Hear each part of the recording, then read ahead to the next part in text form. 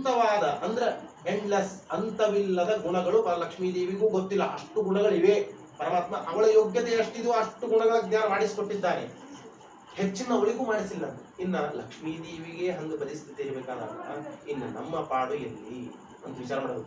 ಅಂದಮೇಲೆ ಏನ್ ತಿಳಿಬೇಕು ಅಂತಂದ್ರೆ, ನಮಗೆ ಪರಮಾತ್ಮ ಎಷ್ಟು ಗುಣಗಳ ಜ್ಞಾನ ಮಾಡಿಸಿಕೊಟ್ಟಿದ್ದಾನೋ ಅಷ್ಟಾದರೂ ನಾವು ಸ್ತೋತ್ರ ಮಾಡಬೇಕಾದ್ರೆ, ಇಷ್ಟಾದರೂ ಒಂದು 10 ಗುಣಗಳ ಜ್ಞಾನ ನಮಗೆ ಇದೆ. ಪರಮಾತ್ಮನ ಗುಣ ಇಂಥವ್ರು ಇಷ್ಟು ಸಾಮರ್ಥ್ಯ, ಇಷ್ಟು ಶಕ್ತಿ, ಇಷ್ಟು ಅದಾದ್ರೂ ಸ್ಮರಣೆ ಮಾಡಬೇಕಲ್ಲ.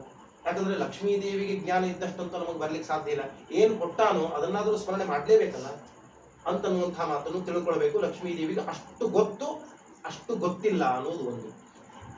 ಲಕ್ಷ್ಮೀ ದೇವಿ ಅವಳ ಸಾಮರ್ಥ್ಯ, ಅವಳ ಸೌಭಾಗ್ಯ ಎಂಥದ್ದು ಅಂತಂದ್ರೆ ನೋಡ್ರಿ, ನಿತ್ಯ ಮುಕ್ತಳು. ಬ್ರಹ್ಮದೇವರನ್ನ ಆರಂಭ ಮಾಡಿಕೊಂಡು ಎಲ್ಲರೂ ಸಂಸಾರಕ್ಕೆ ಬರ್ತಾರೆ. ಸಾಧನೆಯನ್ನು ಮಾಡಿ ಮಾಡಿ ಮಾಡಿ ಮಾಡಿ ಮೋಕ್ಷಕ್ಕೆ ಹೋಗ್ತಾರೆ. ನಿತ್ಯ ಮುಕ್ತರಲ್ಲ, ಮೊದಲಿಗೆ ಸಂಸಾರಿಗಳು, ಆಮೇಲೆ ಮೋಕ್ಷಕ್ಕೆ ಹೋಗುವಂಥವರು ಇವೆಲ್ಲ. ಆದರೆ ಲಕ್ಷ್ಮೀದೇವಿ ಹಾಗಲ್ಲ. ಪರಮಾತ್ಮ ಹೇಗೆ ನಿತ್ಯ ಮುಕ್ತ ಸ್ಥಾನದಲ್ಲಿದ್ದಾನೋ ಹಂಗೆ ಲಕ್ಷ್ಮೀದೇವಿಗೂ ನಿತ್ಯ ಮುಕ್ತಳಾಗಿ ಮಾಡಿದ್ದಾನೆ. ಎಂಥ ಸೌಭಾಗ್ಯ ಹೇಳ್ರಿ! ನಿತ್ಯ ಮುಕ್ತಿ ಅನ್ನೋದು ಬಹಳ ದೊಡ್ಡ ಸೌಭಾಗ್ಯ. ಒಬ್ಬಳಿಗೆ ಇದೆ ಲಕ್ಷ್ಮೀದೇವಿ.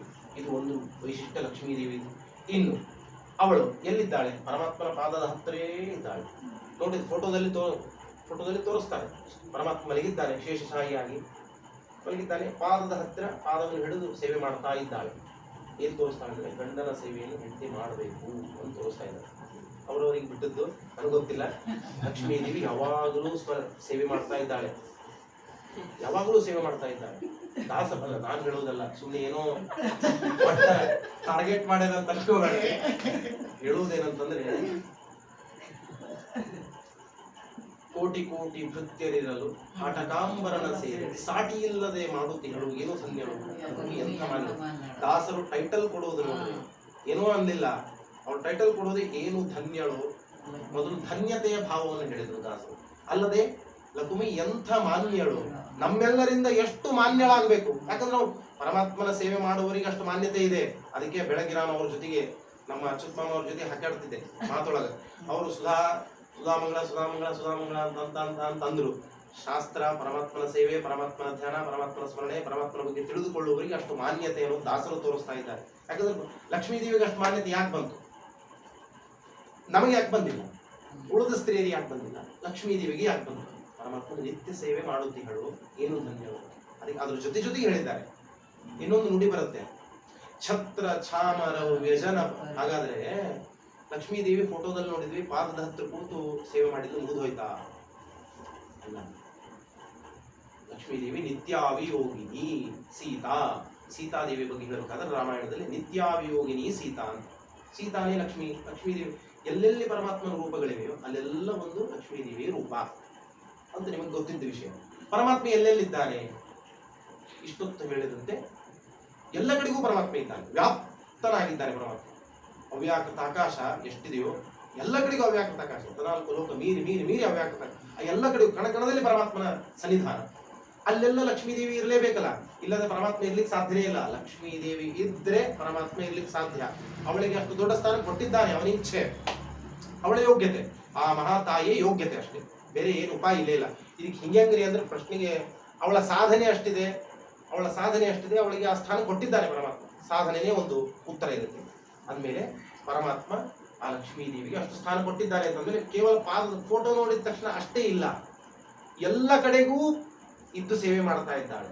ಹಾಗಾದ್ರೆ ಪರಮಾತ್ಮ ಮಲ್ಕೊಂಡಿದ್ದಾನೆ, ಒಂದ್ ಕಡೆ ಕೂತಿದ್ದಾನೆ, ಇನ್ನೊಂದ್ ಕಡೆ ನಿಂತ್ಕೊಂಡೇ ಏನೋ ಮಾಡ್ತಾ ಇದ್ದಾನೆ. ಅಲ್ಲಲ್ಲಿ ನಿಂತು ಸೇವೆ ಮಾಡ್ಲಿಕ್ಕತ್ತಾಳೆ. ಹಿಂಗೋ ದಾಸರಿಗೆ ಸಾಲಿಲ್ಲ. ಶಾಸ್ತ್ರವನ್ನು ಅಧ್ಯಯನ ಮಾಡಿರುವಂಥವ್ರು ದಾಸರು. ಹಾಡು ಹೇಳ್ತೀರಿ, ಕನ್ನಡ ಪದವನ್ನು ಬರೆದು ಬಿಟ್ಟಾರೆ. ದಾಸರದ್ದು ಇಷ್ಟೇ ಇರಲಿಲ್ಲ, ಶಾಸ್ತ್ರವನ್ನು ಅಧ್ಯಯನ ಮಾಡಿ ಪದಗಳನ್ನು ಬರೆದಿರ್ತಾರೆ. ಇಡೀ ಶಾಸ್ತ್ರ, ಇಡೀ ಪುರಾಣ, ಇಡೀ ಇತಿಹಾಸ, ಇಡೀ ವೇದಗಳ ಜ್ಞಾನ ಅವರವರ ಯೋಗ್ಯತಾನುಸಾರವಾಗಿ ಜ್ಞಾನ ಮಾಡಿಕೊಂಡು ಕನ್ನಡೀಕರಣವನ್ನು ಮಾಡಿದ್ದಷ್ಟೇ. ಅದು ಸುಮ್ಮನೆ ಏನೋ ಕನ್ನಡದಲ್ಲಿ ಬರೆದು ಇಟ್ಟಾರೆ ಚಂದ ಪದಗಳವ, ದೇವರ ಸ್ತೋತ್ರ ಹಾಡುವುದು ಇಷ್ಟೇ ಅಲ್ಲ. ದಾಸರ ಬಗ್ಗೆ ತಿಳಿದುಕೊಂಡು ನಾವು ಹಾಡನ್ನು ಹೇಳಿದಾಗ ಆ ಹಾಡಿಗೂ ಸಾರ್ಥಕತೆ, ನಮಗೂ ಪುಣ್ಯ. ಹಾಗಾಗಿ ದಾಸರು ಹೇಳಿದ್ದೇನು ಅಂದ್ರೆ, ಛತ್ರ ಛಾಮರ ವ್ಯಜನ ಪರ್ಯಂಕ ಪಾತ್ರ ರೂಪದಲ್ಲಿ ನಿಂತು ಚಿತ್ರ ಚರಿತನಾದ ಹರಿಯ ನಿತ್ಯ ಸೇವೆ ಮಾಡುತ್ತಿಹಳೋ ಏನು ಧನ್ಯಳೋ. ಎಂಥ ಮಾನ್ಯ ನೋಡ್ರಿ, ಛತ್ರವನ್ನು ತೆಗೆದುಕೊಂಡು ಪರಮಾತ್ಮ ಹಿಡಿದು ನಿಂತಿದ್ದಾಳೆ.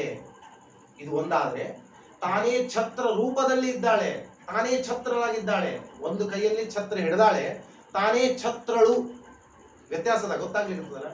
ಪುಸ್ತಕ ಕೈಯಲ್ಲಿ ಹಿಡಿಯುವುದು ಬೇರೆ, ಪುಸ್ತಕವಾಗುವುದೇ ಬೇರೆ. ಲಕ್ಷ್ಮೀದೇವಿ ಹಾಗಿದ್ದಾಳಂತೆ. ಛತ್ರನೂ ಲಕ್ಷ್ಮೀದೇವಿ, ಕೈಯಲ್ಲಿ ಹಿಡಿದವಳು ಲಕ್ಷ್ಮೀದೇವಿ. ಬೇರೆ ಯಾರಿಗೂ ಯೋಗ್ಯತೆ ಇಲ್ಲ. ಅದಕ್ಕೆ ಮಂಗಳಾರತಿ ಮಾಡಬೇಕಾದಾಗ ಶಂಖ ಮುಟ್ಟಿಸಿ ಮಂಗಳಾರತಿ ಮಾಡ್ತಾರೆ ದೇವರಿಗೆ. ಯಾಕೆ? ನಮ್ಗೆ ಯಾರಿಗೂ ದೇವರ ನೇರ ಕಾಂಟ್ಯಾಕ್ಟ್ ಇಲ್ಲೇ ಇಲ್ಲ ದೇವರ ಜೊತೆಗೆ. ಗುರುಗಳು, ಲಕ್ಷ್ಮೀದೇವಿ, ಈ ದೇವತೆಗಳು, ಋಷಿಗಳು, ಕೊನೆಗೆ ಪ್ರಾಣದೇವರು, ಕೊನೆಗೆ ಲಕ್ಷ್ಮೀದೇವಿ. ಅವಳ ದ್ವಾರ ಹೋಗ್ಬೇಕಷ್ಟೇ. ಸ್ವಾಮಿಗಳು ಪೂಜೆ ಮಾಡ್ತಾ ಇದ್ದಾರೆ, ರಾಮದೇವರು ಸತ್ಯಾತ್ಮರು ಪೂಜೆ ಮಾಡ್ತಾ ಇದ್ದಾರೆ. ನಾವು ಕೈ ಮುಗಿದು ಭಕ್ತಿಯಿಂದ ನಮಸ್ಕಾರ ಮಾಡಿ ಪ್ರಾರ್ಥನೆ ಮಾಡ್ತೀವಿ. ಸುಳ್ಳು ಏನಂತೀರಿ? ಸುಳ್ಳು ಅಂತೀರಿ. ರಾಮದೇವರಿದ್ದಾರೆ, ಭಕ್ತ ಇದ್ದಾರೆ, ನಮಸ್ಕಾರ ಮಾಡ್ತಾನೆ, ಪ್ರಾರ್ಥನೆ ಮಾಡ್ತಾನೆ, ಏನ್ ತಪ್ಪದ? ಸುಳ್ಳು ಯಾಕೆ? ಯೋಗ್ಯತೆನೇ ಇಲ್ಲ ಅಂತ ಹೇಳ್ತಾರೆ. ನಾವು ನಮಸ್ಕಾರ ಮಾಡುವುದು ಪೂಜೆ ಮಾಡುವಂತಹ ಯತಿಗಳಿಗೆ. ಇನ್ನೊಂದು ಸ್ಟೆಪ್ ಹೇಳುವುದಾದ್ರೆ, ಆ ಯತಿಗಳು ಕೂಡ ತಮ್ಮ ತಲೆಯಲ್ಲಿ ತುಳಸಿ ದಳವನ್ನು ಇಟ್ಟುಕೊಂಡು ಒಂದು ಬಟ್ಟೆ ಕಟ್ಟಿಕೊಂಡಿರ್ತಾರೆ. ನೋಡಿರ್ತೀವಿ, ಸ್ವಾಮಿಗಳು ಪೂಜೆ ಮಾಡಬೇಕಾದಾಗ ವಸ್ತ್ರವನ್ನು, ಕಾಷಾಯ ವಸ್ತ್ರವನ್ನು ಕಟ್ತಾರೆ ತಲೆಗೆ. ಏನಂದ್ರೆ ತಮ್ಮಲ್ಲಿ ಬ್ರಹ್ಮದೇವರನ್ನು ಆವಾಹನೆ ಮಾಡ್ಕೊಳ್ತಾರೆ. ತುಳಸಿ ದಳವನ್ನು ಇಟ್ಟುಕೊಂಡು ನನ್ನಲ್ಲಿ ಬ್ರಹ್ಮದೇವರು ಇದ್ದಾರೆ.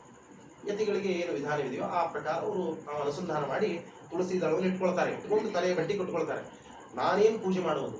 ರಾಮದೇವರು ಸಾಕ್ಷಾತ್ ಪರಮಾತ್ಮ ಪೂಜೆ ಮಾಡಿ, ಮುಟ್ಟಿ ಪೂಜೆ ಮಾಡಿಕೊಟ್ಟ ರಾಮದೇವರು, ಮೂಲ ರಾಮದೇವರು ಉತ್ತರಾದಿ ಮಠದಲ್ಲಿ ಬಂದದ್ದು. ನಾನೇನು ಪೂಜೆ ಮಾಡಬೇಕು? ನನಗೆ ಯೋಗ್ಯತೆನೇ ಇಲ್ಲ, ಮುಟ್ಲಿಕ್ಕೆ ಯೋಗ್ಯತೆ ಇಲ್ಲ.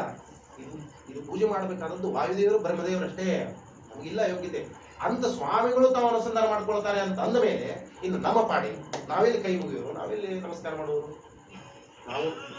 ನಾವು ನಮಸ್ಕಾರ ಮಾಡುವುದು ಸ್ವಾಮಿಗಳಿಗೆ, ಪೂಜಕರಾದಂತಹ ಸ್ವಾಮಿಗಳಿಗೆ. ಅವರು ನಾವು ಅನುಸಂಧಾನ ಮಾಡಿ ಪೂಜೆ ಮಾಡ್ತಾರೆ ಅಂದ ಮೇಲೆ ಈಗ ನೋಡ್ರಿ ಲಕ್ಷ್ಮೀದೇವಿ ಮಹಿಮೆಯನ್ನು ನೀವು ಚಿಂತನೆ ಮಾಡಿ.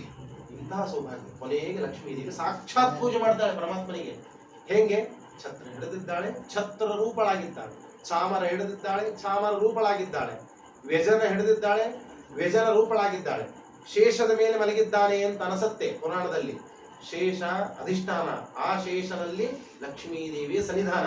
ಇಲ್ಲದ್ರೆ ಪರಮಾತ್ಮನ ಮಲ್ಕೊಳ್ತಿದ್ದಿಲ್ಲ. ಅಲ್ಲಿ ಮಲ್ಕೊಳ್ಳೋದಂದ್ರೆ ಏನು? ನಿಧಿ ಮಾಡಿಬಿಟ್ಟಾನ ಅಂತ ಅರ್ಥ ಅಲ್ಲ. ಸುಮ್ಮನೆ ಪವಡಿಸಿದ್ದಾನೆ. ಪವಡಿಸುವ ಪರಮಾತ್ಮ ಸುಮ್ಮನೆ ಹೀಗೆ ಅಡ್ಡಾಗುವುದು ಲೀಲಾ. ಅದಕ್ಕೆ ಹೇಳಿದ್ದಾರೆ ಲೀಲಾ ಕೈವಲ್ಯ. ಕೇವಲ ಲೀಲಾ ಪರಮಾತ್ಮ. ಅವು ಮಲ್ಕೊಂಡ್ಬಿಟ್ಲಂದ್ರೆ ನಾವು ಮಲ್ಕೊಳ್ಳೋ ಪರಿಸ್ಥಿತಿ. ಪರಮಾತ್ಮನಿಗೆ ನಿಜ ಇಲ್ಲ. ಹಾಗಾಗಿ ಸಾಕ್ಷಾತ್ ಹೇಳುವ ಅಭಿಪ್ರಾಯ ಏನು ಅಂತಂದ್ರೆ, ಸಾಕ್ಷಾತ್ತಾಗಿ ಲಕ್ಷ್ಮೀದೇವಿ ಪರಮಾತ್ಮನ ಪೂಜೆ ಮಾಡ್ತಾಳೆ. ಇಂತಹ ದೊಡ್ಡ ಸೌಭಾಗ್ಯ ಲಕ್ಷ್ಮೀದೇವಿ. ಮತ್ತೆ ಎಂಥವನೊಂದು ಚಿತ್ರ ಚರಿತನಾದ ಹರಿಯ. ಹೌದ್ರಿ, ಎಂದೋ ಒಂದು ದಿವಸ ಎಲ್ಲಾ ರೂಪ ತಗೊಂಡು ಪರಮಾತ್ಮನ ಅನಂತ ರೂಪ, ಲಕ್ಷ್ಮೀದೇವಿ ಅನಂತ ರೂಪ. ಲಕ್ಷ್ಮೀದೇವಿ ಛತ್ರ ಹಿಡಿದಾಳೆ, ಛತ್ರಳು ಆಗ್ಯಾಳ. ಎಲ್ಲ ಮಾಡಿಬಿಟ್ಲು. ಒಂದ್ ದಿವಸ ಮಾಡಿದ್ಲೋ? ಹಂಗಲ್ಲ. ನಿತ್ಯ ಸೇವೆ. ದಾಸರು ಒಂದೊಂದು ಬಿಡ್ಲಿಲ್ಲ. ನಿತ್ಯ ಸೇವೆ ಮಾಡುತ್ತಿಗಳು ಅಂದ್ರೆ ಎಂದ ನಿತ್ಯ? ಇವತ್ತು ಸ್ಟಾರ್ಟ್ ಆಯ್ತು, ಇನ್ನೊಂದು ವರ್ಷದ ತನಕ, ಇಡೀ ವರ್ಷ ಬಿಡ್ಲಾರದೆ ಮಾಡಿದ್ನಂತ ಹಿಂಗರ್ಥನೋ? ಇನ್ನೂ ಒಂದು ಸ್ಟೆಪ್ ಮುಂದೆ ಹೋಗಿ ವಿಚಾರ ಮಾಡಬೇಕು. ಅನಾದಿ ಕಾಲದಿಂದ ಇಬ್ಬರೂ ನಿತ್ಯ ಮುಕ್ತರು, ಅನಂತ ಕಾಲದವರೆಗೆ ನಿತ್ಯ ಮುಕ್ತರು, ಯಾವಾಗಲೂ ಜೊತೆಗಿರುವವರು, ಯಾವಾಗಲೂ ಸೇವೆ ಮಾಡ್ತಾ ಇದ್ದಾರೆ. ಲಕ್ಷ್ಮೀದೇವಿ ಪರಮಾತ್ಮನಿಗೆ ಯಾವಾಗಲೂ ಸೇವೆ ಮಾಡ್ತಾ ಇದ್ದಾರೆ. ಎಂತಹ ಸೌಭಾಗ್ಯ ಹೇಳ್ರಿ. ಅಂದಮೇಲೆ ಅಂತಹ ಲಕ್ಷ್ಮೀದೇವಿಯ ಸ್ಮರಣೆಯನ್ನು ನಾವು ಮಾಡಿದಾಗ ನಮ್ಮ ಸೌಭಾಗ್ಯ ಅಂತ ಅನ್ನೋದು ಅಭಿವೃದ್ಧಿ ಆಗುತ್ತೆ. ಅದಕ್ಕೆ ಸ್ತ್ರೀಯರು ಲಕ್ಷ್ಮೀದೇವಿಯ ಸ್ಮರಣೆ ಮಾಡಿದೆ. ಲಕ್ಷ್ಮೀದೇವಿ ಹಾಡು ಹೇಳ್ರಿ. ಯಾಕೆ? ಪರಮಾತ್ಮನ ಯಾವಾಗಲೂ ಪರಮಾತ್ಮ ಗಂಡನ ಸೇವೆ ಮಾಡ್ತಾ ಇದ್ದಾರೆ. ಸ್ಮರಣೆ ಮಾಡಿದರೆ ನಮಗೂ ಆ ಸೌಭಾಗ್ಯ ಒದಗಿ ಬರುತ್ತೆ. ಅರಿಶಿಣ